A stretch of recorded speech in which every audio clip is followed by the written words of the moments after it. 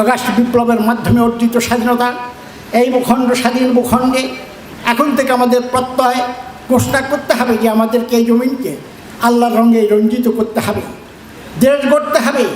দেশ গড়ার কারিগর আজকে যারা উপস্থিত হয়েছেন, আগে নিজকে তৈরি করতে হবে। মোমবাতি যেমন জ্বলে জ্বলে মানুষকে আলো বিতরণ করে, সেভাবেই আমাদেরকেও বাংলার এই 18 কোটি মানুষের অন্তরে কোরআনের আলো প্রদীপ্ত করতে হলে আমাদেরকেও জ্বলে জ্বলেই সে আলো বিকিরণ করতে হবে। রাজি আছেন?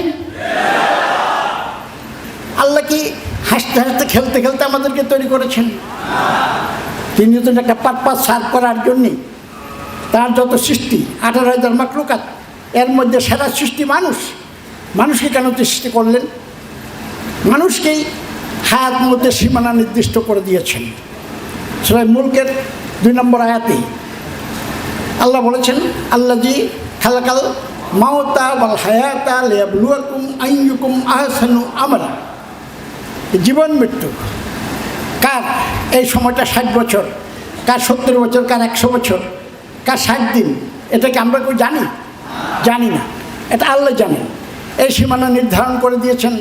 তিনি বলেছেন, আমি দেখতে চাই কে কত ভালো কাজ করছে এই সময়ের নির্ধারিত সময়ের মধ্যে, কে কত খারাপ কাজ করছে। এটা পরীক্ষার জন্যই আমি তোমাদের হায়াত এবং মউত দুটোকে নির্ধারণ করে দিয়েছি নির্দিষ্ট সীমার ভিতরে।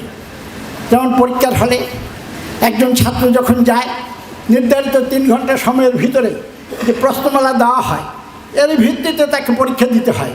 এই নির্ধারিত সময়ের ভিতরে যদি সে না লিখে সারাক্ষণ কলম কামড়ায় আর গবেষণা করে, হাই কী লিখবো কী লিখবো, আর মরার পূর্ববর্তী যদি বলে যে আমার লেখা বাকি রয়ে গেছে, বলেন এক্সামিনার কি আপনাকে সেই সুযোগ দেবে? দেবে না, খাতা নিয়ে যাবে। সেভাবেই আমাদেরও যখন কলব্যাকের সময় আসবে চলে যেতে হবে। অতএব নির্ধারিত সময়ের ভিতরেই আমাদেরকে ভালো মন্দ কাজগুলো ভালোর খাতায় বেশি ঢুকাতে হবে। তিনি আমাদেরকে প্রধান 2টো দায়িত্ব দিয়েছেন, এমনিতেই ছেড়ে দেননি পৃথিবীতে। প্রধান 2টো দায়িত্ব দিয়েছে মানুষকে।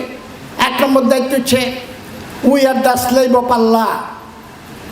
আমরা আল্লাহর দাস, আল্লাহর গোলাম। ওমা খালাকতুল জিন্না ওয়াল ইনসা ইল্লা লিয়াবুদুন। বলুন, আপনি আল্লাহর গোলামি ছাড়া আর কারো কোনো গোলামি করার কোনো অধিকার আছে? নেই।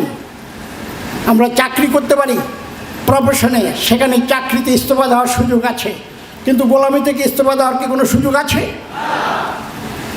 অতএব আমরা সার্বক্ষণিক গোলাম, হোল টাইম আল্লাহর গোলাম।